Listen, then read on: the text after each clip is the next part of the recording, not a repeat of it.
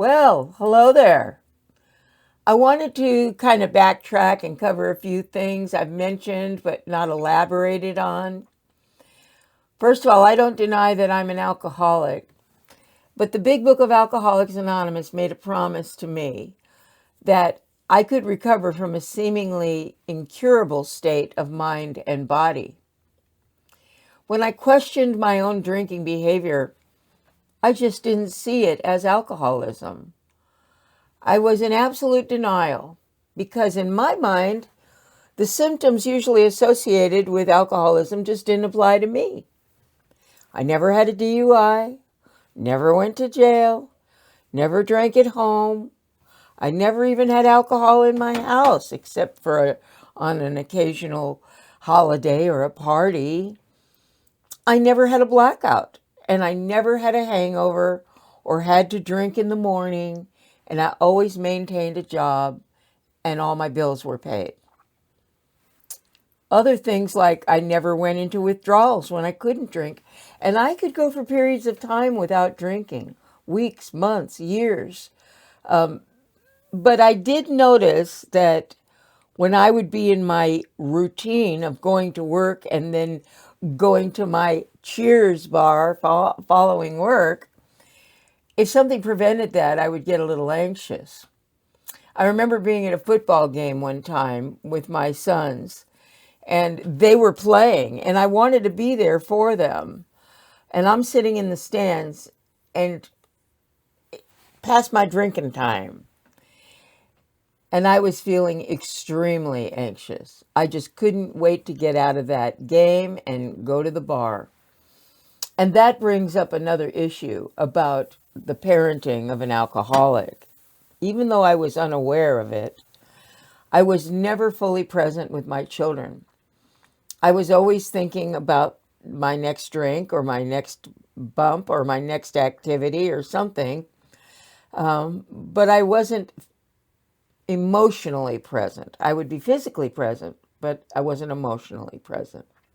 I provided for my children the necessities of life, but when I reflect on my history of substance abuse, we never had a real vacation because any monies that were left over after paying bills went to my drinking and using. Anyways, I was convinced that I was not an alcoholic, and there was nothing that could have otherwise convinced me. I always said I was just a social drinker, and I believed that.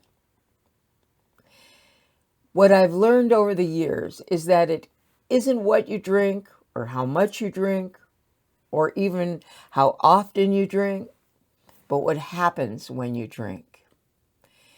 People have to come to an understanding on their own through evaluating the consequences of their own drinking if it has become a problem.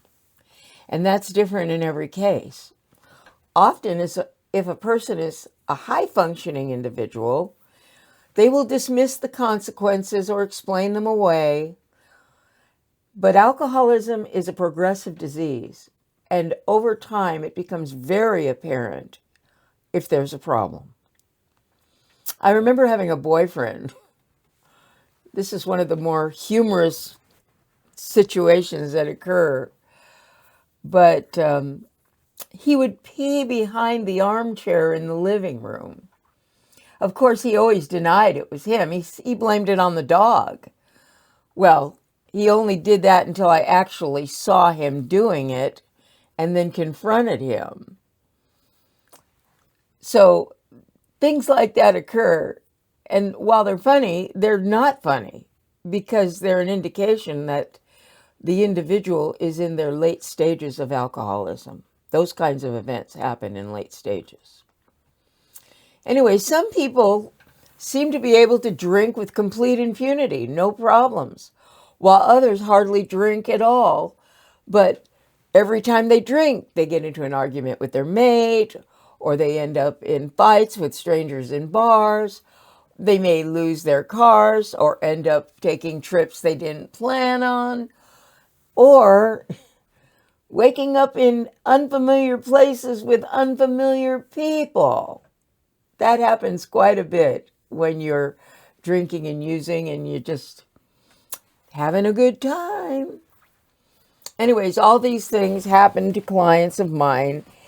And then there are extreme tragedies. I want to share one with you that has haunted me for years. But I had a client many years ago, a handsome young man, successful with a set of beautiful twins, a devoted and faithful wife, beautiful parents. But when he would drink, he would become so violent that one time he was physically assaulting his mother and his father shot him to death. Can you imagine those parents having lost their son in such a horrible way and the guilt that they now have to live with, however justified it was? Terrible tragedy. And I could tell you several things in that vein of experience. As terrible as that story is, it's a true story. And these things happen. If every time a person drinks, it ends up in a crisis or an accident or an inability to get up and go to work the next day, those could be indicators of a serious problem in the future. The Big Book of Alcoholics Anonymous was written in 1935 and was published in 1939. And since that time, there has been a lot of research, extensive empirical data on the alcoholism, various theories and studies, volumes of books have been published, dozens of treatment models, and a lot of explanations of what alcoholism is. But in my opinion, I have never found a better explanation or a clearer description of the disease than the one that is given in the Big Book of Alcoholics Anonymous in the chapter, The Doctor's Opinion. It talks about several types of alcoholics.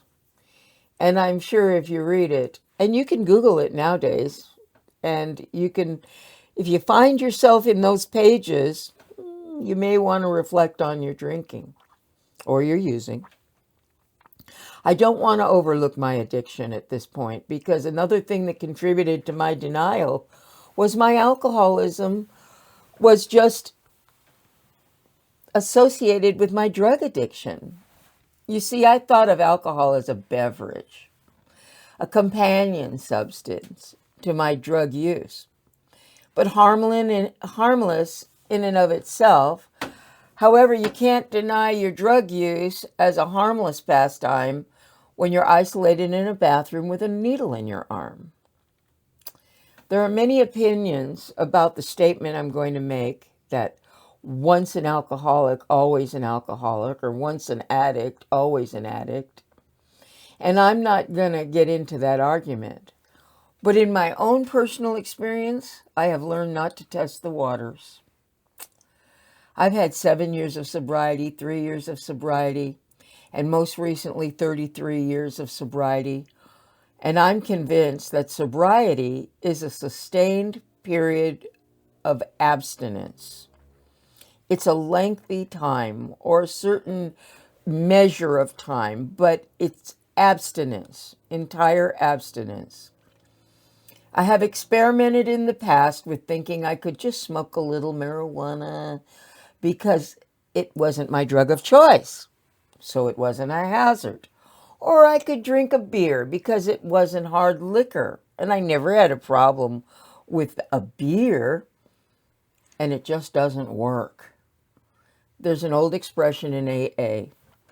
The further away you are from your last drink, the closer you are to your next one.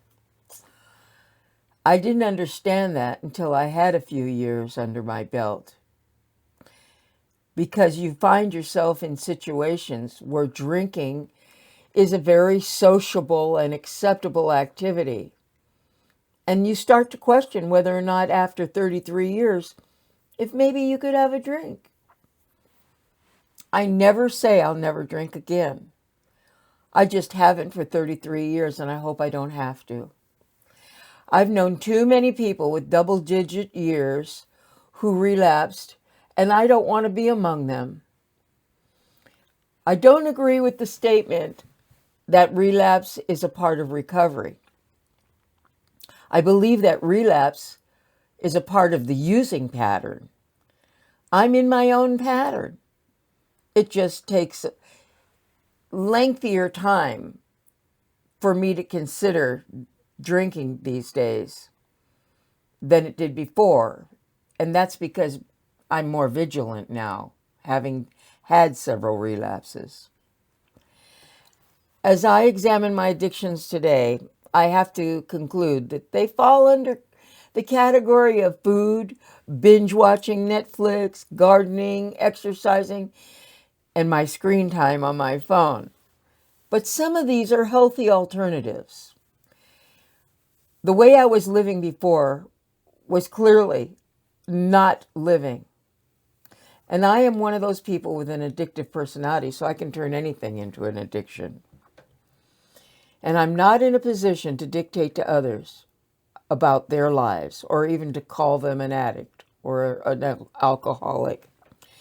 That's something that they have to conclude themselves. Yes, I'm a therapist, but it's not my job to tell other people what to do with their lives. I can only support them, make suggestions, and encourage them. I can provide some coping tools, insight, and potentially some hazards to look out for. But the final life decisions belong to the individual alone.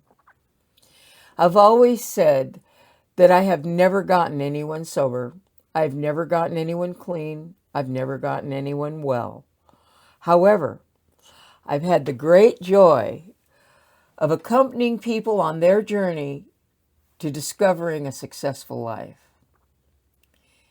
I absolutely believe that the journey of sobriety and recovery is all about helping others. As a matter of fact, that's what the 12-step is all about. Carrying the message that there is hope for others. I just try to be an example. So I invite you to share with me and others about your own recovery right here in the comment box. Let me know if you can identify with anything I've said.